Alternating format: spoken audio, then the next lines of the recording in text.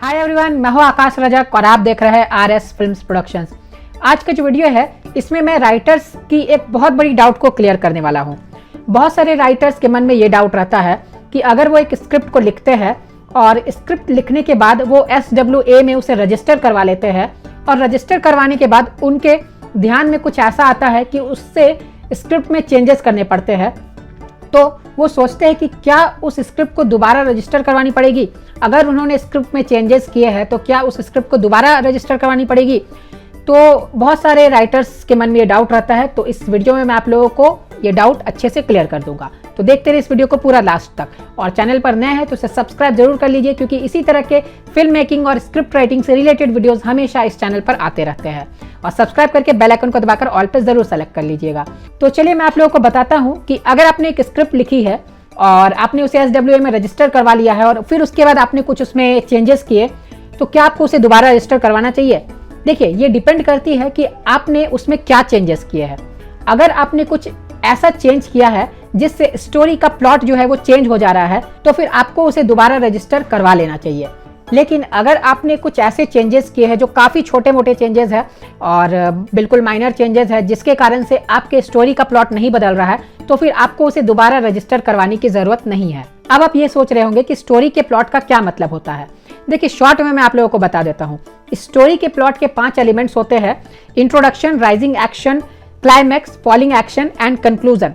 Introduction यानी आप अपनी कहानी के किरदारों का माहौल बताते हैं, उनके बारे में बताते हैं। और राइजिंग एक्शन का मतलब कि उनको क्या क्या बाधाएं आ रही है वो आप बताते हैं।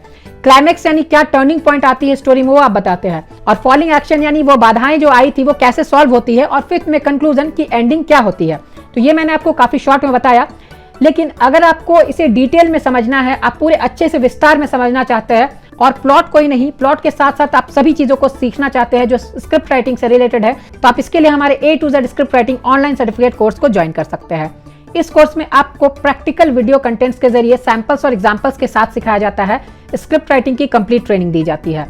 इसमें आप लोगों को synopsis, plot, one liner story, screen play, script लिखना, स्क्रिप्ट रजिस्ट्रेशन, स्क्रिप्ट कैसे सेल करना है, ये सभी चीजें आपको सिखाई जाती है।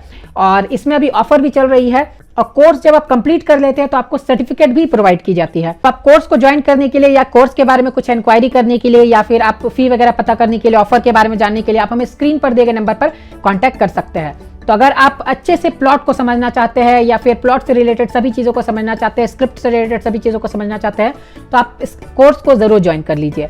तो शॉर्ट में मैंने आप लोगों को बता दिया कि प्लॉट क्या होता है।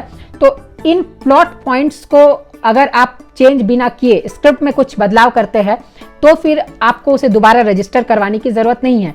लेकिन अगर आप कुछ ऐसे चेंजेस करते हैं जिससे आपके स्टोरी का प्लॉट बदल जाता है, तो फिर आपको उसे दोबारा SWA में रजिस्टर करवाना पड़ेगा। और देखिए, अब बहुत सारे राइटर्स के मन में ये भी डाउट रहता है कि अगर कुछ स्पेलिंग मिस्टेक्स हो जाते हैं रजिस्ट्रेशन के बाद, तो फिर क्या स्पेलिंग मिस्टेक्स को सुधार करके फिर उसे रजिस्ट्रेशन कराना पड़ेगा। तो नहीं, ये जरूरी नहीं है। अगर आपने कुछ स्पेलिंग मिस्टेक्स कर दिए हैं अपने स्क्रिप्ट में और आप रजिस्टर करवाने के बाद उन मिस्टेक्स को देखते हैं, तो फिर जरूरी नहीं है कि आप उसे दोबारा रजिस्टर करवाएं। आप उसे ऐसे भी एज इट इज रख सकते हैं और एक कॉपी आप सुधार करके बना करके अलग से रख सकते हैं जो आप प्रोड्यूसर को दे सकते हैं। क्योंकि जो कॉपी आप प्रोड्यूसर को देते हैं जरूरी नहीं कि उसमें SWA का स्टाम्प हो, आप बस उसमें लिख देंगे कि ये रजिस्टर्ड स्क्रिप्ट है। अगर बाद में प्रोड्यूसर कुछ गड़बड़ करते हैं तो फिर आपके पास तो ओरिजिनल रजिस्टर की भी स्क्रिप्ट है ही। तो उम्मीद करता हूं कि आपको इस वीडियो से काफी नॉलेज मिली होगी। तो इसी तरह के नॉलेजेबल कंटेंट स्क्रिप्ट राइटिंग से रिलेटेड देखने के लिए आप हमारे चैनल को सब्सक्राइब जरूर कर लीजिए। तो वीडियो को लाइक और शेयर जरूर कीजिए। फिर मिलते हैं हम लोग एक नए वीडियो के साथ, तब तक के लिए बाय बाय।